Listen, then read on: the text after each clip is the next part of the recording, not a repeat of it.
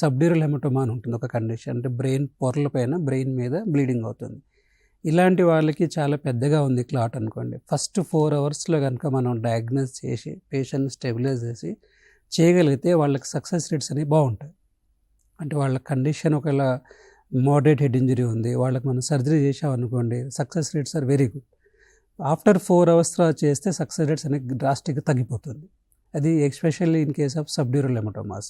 వేరే బ్లీడ్స్ ఉన్నాయనుకోండి, extradural hematoma depends. Patient already కోమాలో ఉన్నాడు, మేము ఒకసారి ఐలో టార్చ్ లైట్ వేసి చూస్తాం, దాంట్లో ఐలో కూడా ప్రాబ్లం ఉంది అంటే మనం ఇమీడియట్గా రష్యన్ కావాల్సిన అవసరం ఉంది. ఒక్కొక్కసారి వాటిని హెర్నియేషన్ అంటాం. అంటే బ్రెయిన్లో బ్లడ్ క్లాట్ ఉండటం వల్ల బ్రెయిన్ మీద ప్రెషర్ పడి చిన్న మెదడు మీద ఎఫెక్ట్ పడుతుంది.